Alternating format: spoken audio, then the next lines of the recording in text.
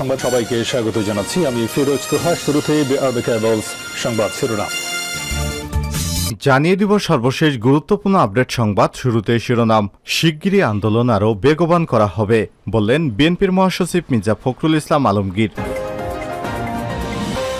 এরপর জানিয়ে দিব 12 দিন পর লাশ উত্তোলন, ফেসে যাচ্ছেন আওয়ামী লীগ নেতা। ফেনীর দাগনভূঞায় দাফনের প্রায় 12 দিন পর আদালতের নির্দেশে আব্দুল গফুর ভূঁইয়া নামে এক ব্যক্তির লাশ উত্তোলন করা হয়েছে। এদিকে আনারকে হত্যার আগে যেভাবে চেয়ারে বেঁধে রাখা হয়, ঝিনাইদহ 4 আসনের সংসদ সদস্য আনারুল আজিম আনারকে চেয়ারে বেঁধে রাখা হয়েছে, এমন একটি ছবি সম্প্রতি সামাজিক যোগাযোগ মাধ্যমে ভাইরাল হয়েছে। জানিয়ে দিব টেলিকমে কর আরোপে সরকারের আয় আরও কমবে বলছে এমটব। টেলিযোগাযোগ সেবায় অতিরিক্ত কর আরোপের ফলে সরকারের রাজস্ব আয় কমবে বলে মনে করছে টেলিকম অপারেটরগুলোর সংগঠন এমটব। এদিকে ডক্টর ইউনুস আসামি, উনি এভাবে কথা বলতে পারেন না জানিয়েছেন দুদকের আইনজীবী খুরশিদ আলম খান। ডক্টর মোহাম্মদ ইউনুস একজন সাজাপ্রাপ্ত আসামি, আইনের চোখে উনি 10 জনের মতোই। উনি একজন অপরাধী, তাই এভাবে তিনি কথা বলতে পারেন না যে আদালতে তিনি খাঁচার মধ্যে দাঁড়িয়েছিলেন। এবং সর্বশেষ জানিয়ে দিব ইহুদিবাদী ইসরায়েলকে টার্গেট করে 170টি রকেট ক্ষেপণাস্ত্র নিক্ষেপ। ইসরায়েলকে লক্ষ্য করে একদিনে 170টির বেশি ক্ষেপণাস্ত্র নিক্ষেপ করেছে ইসলামী প্রতিরোধ আন্দোলন হিজবুল্লাহ। বুধবার 12 জুন সকালে দফায় দফায় এসব ক্ষেপণাস্ত্র ছড়ে লেবাননের শক্তিশালী সশস্ত্র ইসলামী গোষ্ঠীটি। হিজবুল্লাহর এসব ক্ষেপণাস্ত্রের আঘাতে ইসরায়েলের বিভিন্ন জায়গায় বিস্ফোরণের শব্দ শোনা গেছে।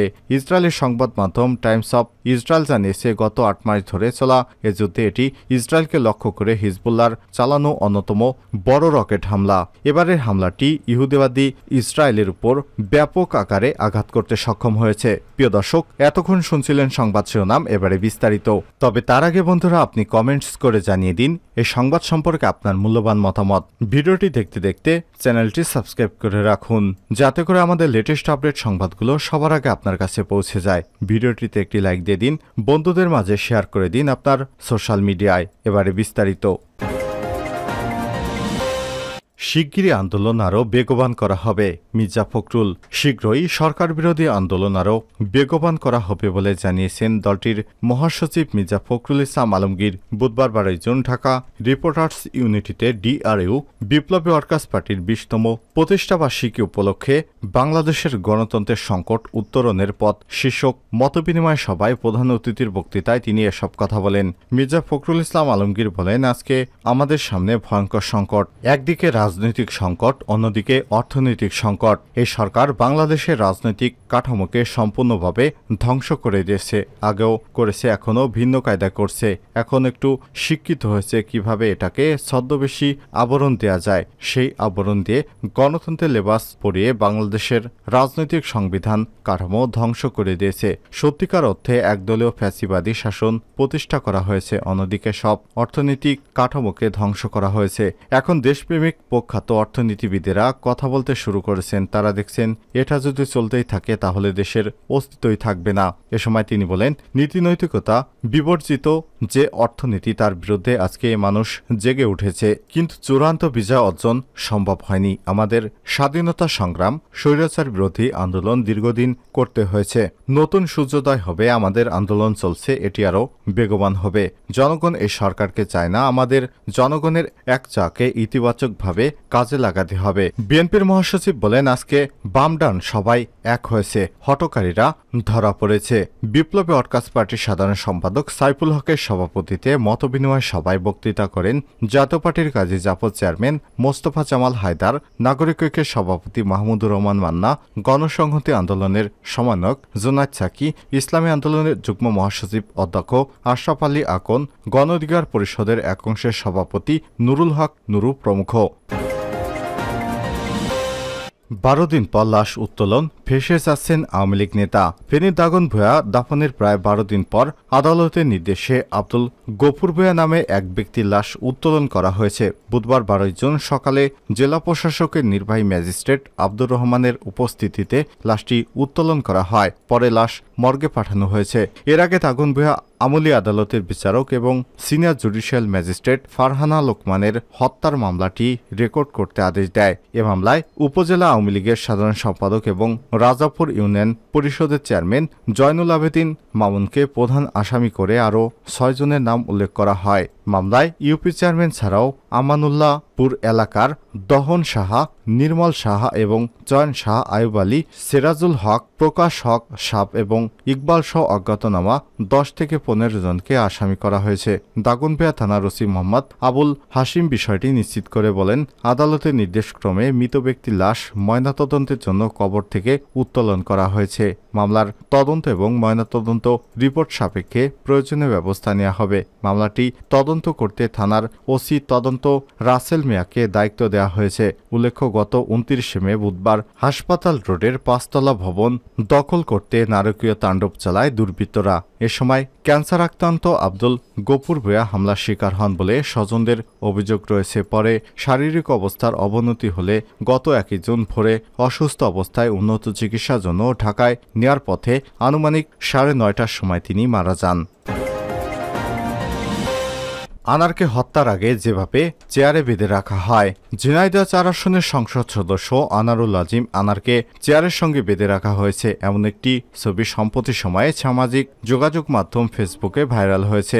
ধারণা করা হচ্ছে এমপি আনারকে হত্যার আগে চেয়ারে বেঁধে নির্যাতন করার সময় ওই ছবিটি তোলা হয়েছিল। তবে ছবিটি সত্যি এমপি আনারের কিনা সে বিষয়টি এখনো নিশ্চিত হতে পারেনি কালবেলা। ভাইরাল ওই ছবিতে দেখা যায় কালো রঙের একটি চেয়ারে বস্ত্রহীনভাবে বসিয়ে কাপড় দিয়ে এমপি আনারের মাথা বেঁধে রাখা হয়েছে এবং সাদা রঙের কাপড় মুখের মধ্যে ঢুকিয়ে দেওয়া হয়েছে। ধূসর রঙের একটি গামছা দিয়ে চেয়ারের সঙ্গে তার গলা বরাবর বেঁধে রাখা হয়েছে। এছাড়াও তার 2 হাত রশি দিয়ে চেয়ারের সঙ্গে বেঁধে রাখা হয়েছে। গত 26 মে এই হত্যাকাণ্ডের তদন্তের জন্য কলকাতায় যায় ডিবি পুলিশের একটি দল। গ্রেপ্তার হওয়া জিহাদকে সঙ্গে নিয়ে সঞ্জীবা গার্ডেনের সেই ফ্ল্যাটেও যান তদন্তকারী কর্মকর্তারা। এ সময় আনার হত্যায় কারাগারে জড়িত ছিল, তার কি ভূমিকা ছিল, হত্যার পর কিভাবে আনারের দেহ টুকরো টুকরো করা হয়, বিভিন্ন স্থানে ফেলা হয়, সবই স্বীকার করে জিহাদ। জিহাদের তথ্যেই জানা যায় ফ্ল্যাটের বাথরুমে টুকরো টুকরো করে আনারের দেহাংশ ফ্ল্যাশ করে দেওয়া হয়েছে। গত 22 মে শেরেবাংলা নগর থানায় নিহত সংসদ সদস্যের মেয়ে মুনতারিন ফেরদৌস ডরিন বাদী হয়ে অপহরণের মামলা দায়ের করে। মামলায় গ্রেপ্তারের পর গত 24 মে আসামি শিমুল ভূঁইয়া, তানবীর ভূঁইয়া এবং শিলাস্তি রহমানের 8 দিনের রিমান্ড মঞ্জুর করে আদালত। পরে গত 31 মে দ্বিতীয় দফায় তাদের 5 দিনের রিমান্ড মঞ্জুর করে আদালত। পরে তারা দোষ স্বীকার করে আদালতে জবানবন্দি দেন। বর্তমানে তারা কারাগারে আটক রয়েছেন। এছাড়া মামলায় গ্রেপ্তার ঝিনাইদহ জেলা আওয়ামী লীগের নেতা কাজী কামাল আহমেদ বাবু 7 দিনের রিমান্ডে রয়েছেন। গত রোববার ঢাকার মেট্রোপলিটন ম্যাজিস্ট্রেট আদালত তার এই রিমান্ড মঞ্জুর করে প্রসঙ্গত চিকিৎসার জন্য ঝিনাইদহের কালীগঞ্জ থেকে চুয়াডাঙ্গার দর্শনার গেদে সীমান্ত দিয়ে গত 12 মে ভারতে যান ঝিনাইদহ 4 আসনের সংসদ সদস্য আনারুল আজিম আনার। তিনি পশ্চিমবঙ্গ বরানগর থানার মণ্ডলপাড়া লেনে গোপাল বিশ্বাস নামে এক বন্ধুর বাড়িতে ওঠেন। সেখান থেকে গত 13 মে ডেকে নিয়ে কলকাতার নিউটাউনের সঞ্জীবা গার্ডেনের ওই ফ্ল্যাটটিকে তাকে হত্যা করা হয়। মরদেহ টুকরো টুকরো করে বাথরুমে ফ্ল্যাশ করে দেওয়া হয়। টেলিকমে কররোপ, সরকারের আয় কমবে। এমটব টেলিযোগাযোগ সেবায় অতিরিক্ত কর আরোপ করার ফলে সরকারের রাজস্ব আয় কমবে বলে মনে করছেন টেলিকম অপারেটরগুলোর গঠন এমটবের নেতৃত্ব এবং টেলিকম খাতের ঊর্ধ্বতন পেশাজীবীরা বলছেন, কর আরোপে ব্যবহারকারীদের মাঝে টেলিকম সেবা গ্রহণের পরিমাণ কমবে, ফলে শেষ পর্যন্ত সরকারি আয় থেকে বঞ্চিত হবেন। বুধবার 12 জুন রাজধানীর বনানীতে এমটব সচিবালয়ে 2024-25 অর্থ বছরে প্রস্তাবিত বাজেট বিষয়ে এক সংবাদ সম্মেলনে এমনটাই বলেন তারা। এ সময় তারা টেলিকম খাতের উপর থেকে সম্পূরক শুল্ক এবং শ্বাস প্রত্যাহারেরও অনুরোধ জানান সরকারের প্রতি। সংবাদ সম্মেলনে টেলিকম অপারেটর রবির chief corporate and regulatory officer Mohammad Shahedul Alam বলেন, প্রায় 19 কোটি সচল সিম কার্ড থাকলেও প্রকৃত ব্যবহারকারী প্রায় 11 কোটি। তাদের মাঝে আবার ইন্টারনেট ব্যবহারকারী 8 কোটি। ফলে বিশাল একটি গোষ্ঠী টেলিকম সেবার বাইরে রয়েছে। তাদের যদি সেবার আওতায় আনা যেত তাহলে তারা ডিজিটাল ব্যাংকিং, ই-কমার্সের মতো সেবায় আসত এবং সরকার সেখান থেকে আয় করতে পারত।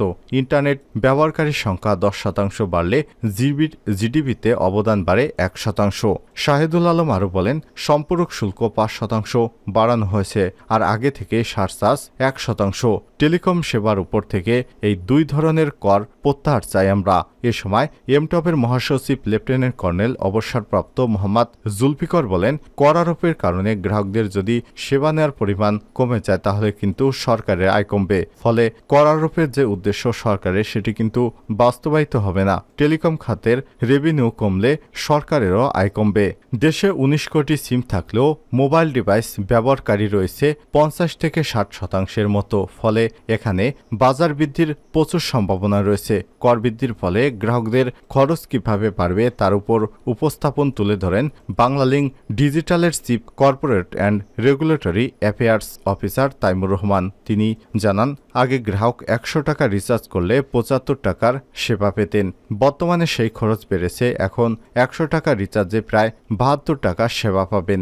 এর সাথে অন্যান্য কর যুক্ত হলে এর প্রকৃত সংখ্যা নেমে আসবে 59 টাকায়। এ সময় বিশ্বের কয়েকটি দেশে টেলিকম সেবার উপর বিদ্যমান করের চিত্র তুলে ধরা হয়। এতে বলা হয়, মালয়েশিয়াতে 6%, থাইল্যান্ডে 7%, নাইজেরিয়ায় 7.5%, সিঙ্গাপুরে 9%, ইন্দোনেশিয়ায় 11%, ফিলিপাইনে 12%, কম্বোডিয়ায় 13%, ভারতে 18%, শ্রীলঙ্কায় 23.5%, নেপালে 26.2%, বাংলাদেশে 33.25% এবং পাকিস্তানে 34.5% কর আরোপিত রয়েছে। কিন্তু বাংলাদেশে এই করের হার বর্তমানে 39.0%।